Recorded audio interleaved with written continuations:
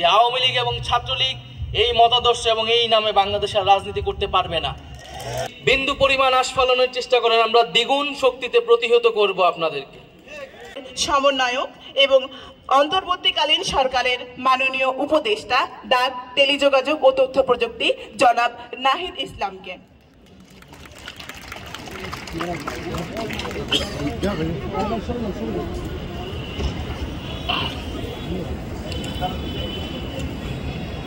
উপস্থিত মঞ্চ প্রবিষ্ট আমার শ্রদ্ধেয় শিক্ষকবৃন্দ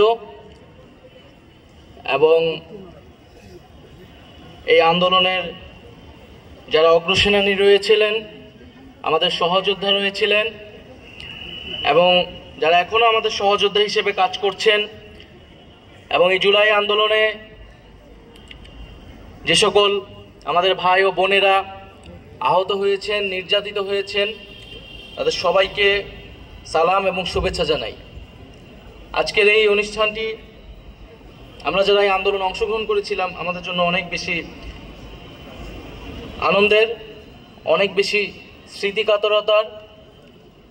আজকে সেই চেনা মুখগুলো আজকে আমরা একত্রিত হয়েছি, হয়তো আমরা আজকে ভিন্ন ফরম্যাটে কথা বলছি, কিন্তু আমাদের আজকে এইখানে আসার পর থেকে সেই স্মৃতি, যদিও বেশি দিন আগের না, তারপরও সেই তাজা স্মৃতিগুলো আমি মনে করি যে সবারই চোখের সামনে হয়তো ভাসছে।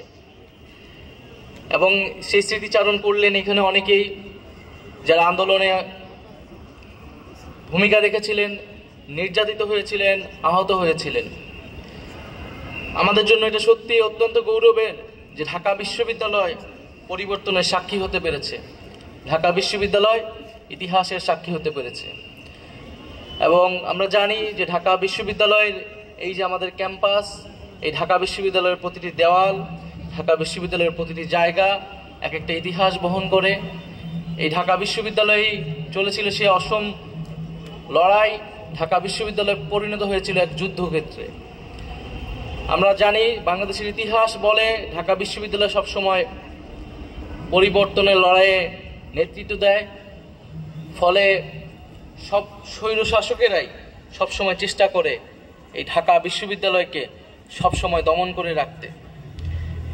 এবং এটা আমরা দেখেছি বিগত ফ্যাসিস্ট সরকারের সময়ও, যে 15 বছর ধরে ঢাকা বিশ্ববিদ্যালয়ে যে ধরনের নির্যাতন, নিপীড়ন এবং ভয়ের সংস্কৃতি চালু করা হয়েছিল, হলগুলোতে, আমাদের পুরো ক্যাম্পাসে, আমাদের গণরুম, গেস্ট রুম, সব জায়গায় আমাদের সকল কণ্ঠকে স্তব্ধ করে দেওয়া হয়েছিল।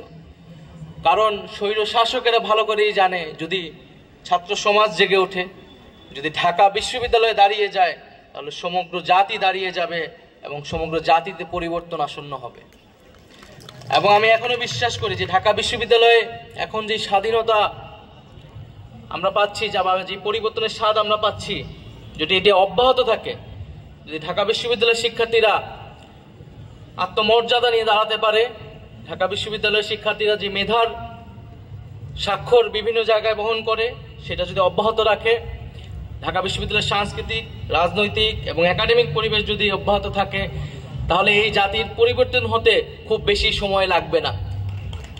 ফলে আমাদের এটাই প্রত্যাশা যে ঢাকা বিশ্ববিদ্যালয় যে পথ দেখিয়েছে জাতিকে, সেই পথ ধরে আমরা এগিয়ে যাব। এবং আমরা স্মরণ করছি জুলাই আন্দোলনে শুধু ঢাকা বিশ্ববিদ্যালয় নয়, বরং ঢাকা বিশ্ববিদ্যালয়ে যখন আন্দোলনে আমরা বিপদে পড়েছিলাম, অন্যান্য বিশ্ববিদ্যালয়গুলো জাহাঙ্গীরনগর, রাজশাহী, চিটাগাং সহ সারা দেশের বিভিন্ন পাবলিক বিশ্ববিদ্যালয়গুলো পুরো আন্দোলনের সময়টায় আমাদের সাথে কাঁধে কাঁধ মিলিয়ে যার যার জায়গা থেকে লড়াই করেছে। আমরা দেখেছি ঢাকা শহরের জগন্নাথ বিশ্ববিদ্যালয়, 7 কলেজের শিক্ষা প্রতিষ্ঠান সমূহ ছাড়াও ঢাকা শহরের বিভিন্ন স্কুল কলেজের শিক্ষা প্রতিষ্ঠান এবং মাদ্রাসা শিক্ষা প্রতিষ্ঠানের শিক্ষার্থীরা আমাদের সাথে লড়াই করেছে। এবং সবচেয়ে গুরুত্বপূর্ণ যেটা এর আগের আলোচকরা বলেছেন যে প্রাইভেট বিশ্ববিদ্যালয়ের শিক্ষার্থীরাও, যেদিন 17 তারিখ আমরা ভেবেছিলাম আমরা হেরে গেছি, আমরা ভেবেছিলাম হয়তো আমাদের সামনে আর পথ নেই, আমরা নিরুপায় হয়ে গিয়েছিলাম, এবং আমাদের শেষ আশা হিসেবে আমরা 18 তারিখ শাটডাউন কর্মসূচি ঘোষণা করেছিলাম, যে জনগণের প্রতি আমাদের শেষ ভরসা আমরা ছেড়ে দিয়েছিলাম, যে জনগণ যদি এবার আমাদেরকে বাঁচাতে আসে, রাজপথে নেমে আসে, সেই সময় প্রাইভেট বিশ্ববিদ্যালয়ের শিক্ষার্থীরা নেমে এসে অগ্রণী ভূমিকা পালন করেছিল। ফলে আজকের এই অনুষ্ঠান থেকে এই জুলাই আন্দোলনে যে ছাত্রদের ঐক্য সংহতি তৈরি হয়েছিল, যে ফ্যাসিবাদ বিরোধী ছাত্র সংগঠন সমূহ কাঁধে কাঁধ মিলে লড়াই করেছে, সাধারণ শিক্ষার্থীরা, সকল শিক্ষা প্রতিষ্ঠানের শিক্ষার্থীরা লড়াই করেছে, আজকের এই অনুষ্ঠানতে তাদেরকে আমরা আনুষ্ঠানিকভাবে কৃতজ্ঞতা, ধন্যবাদ এবং সম্মাননা জানাচ্ছি।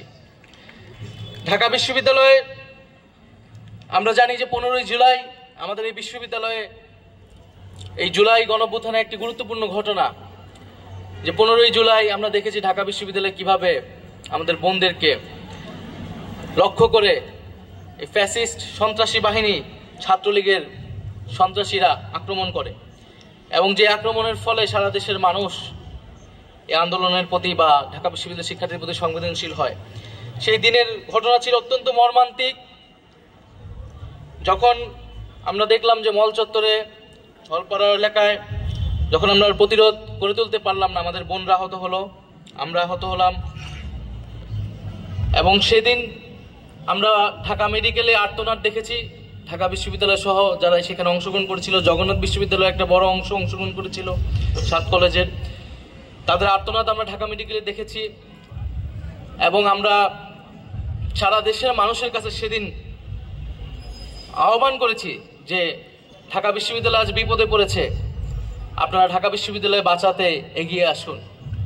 আর যদি ঢাকা বিশ্ববিদ্যালয়কে আমরা বাঁচাতে না পারি, এই জাতিকে আমরা বাঁচাতে পারবো না। ফলে বাংলাদেশের জনগণ কিন্তু আমাদের সেই আহ্বানে সাড়া দিয়েছিল, আমাদের অভিভাবকেরা, আমাদের শিক্ষকেরা, আমাদের শ্রমিকেরা, সর্বশ্রেণীর পেশার মানুষেরা নেমে এসেছিল। এবং ঢাকা বিশ্ববিদ্যালয় এই আন্দোলনকে পরবর্তীতে গণ অভ্যুত্থানে নিয়ে গিয়েছে। ফলে জনগণের সাথে ঢাকা বিশ্ববিদ্যালয়ের যে সম্পর্ক, জনগণের প্রতি যে দায়বদ্ধতা ঢাকা বিশ্ববিদ্যালয়ের, সেই দায়বদ্ধতা আমরা সবসময় মনে রাখবো, স্মরণ করব, এটাই আমাদের প্রত্যাশা। ঢাকা বিশ্ববিদ্যালয়ের শিক্ষকদের নানামাত্রিক ভূমিকার কথা আমরা জানি। আমরা দেখেছি 15 বছর ঢাকা বিশ্ববিদ্যালয়ের শিক্ষকদের একাংশ কিভাবে ফ্যাসিবাদের দালাল হিসেবে নিজেদেরকে প্রমাণে ব্যস্ত ছিল।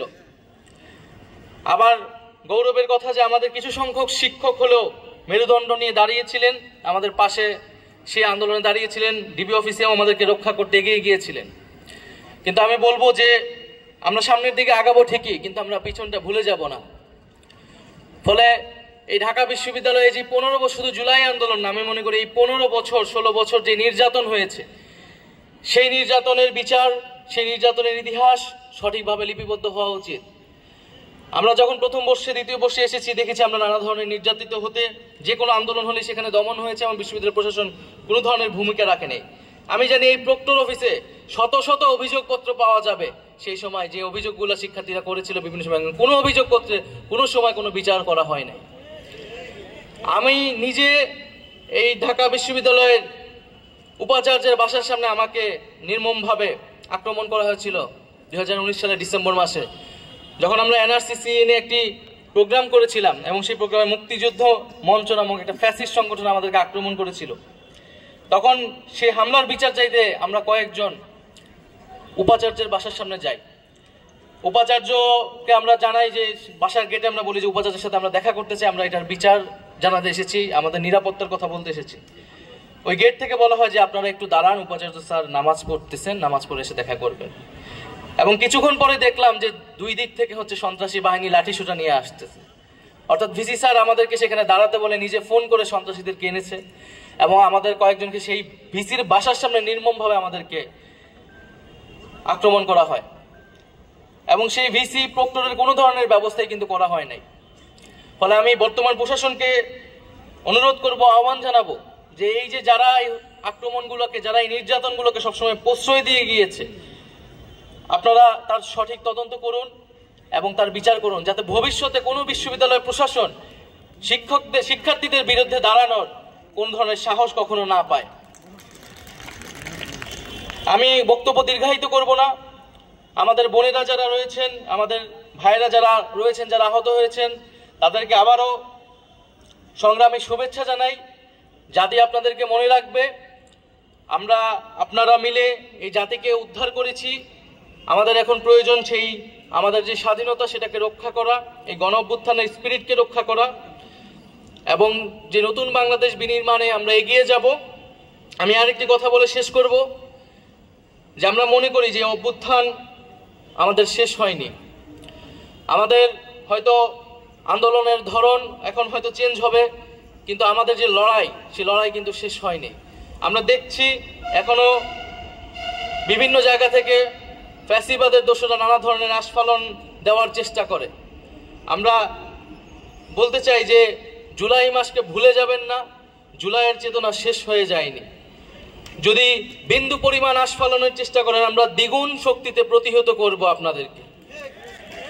ফলে আমরা সেই জুলাইয়ের স্পিরিটকে ধারণ করেই বাংলাদেশকে এগিয়ে নিয়ে যাব। আমরা অন্তর্বর্তী সরকার রয়েছে, আমরা আইনের ভিত্তিতেই বিচার নিশ্চিত করতে চাচ্ছি।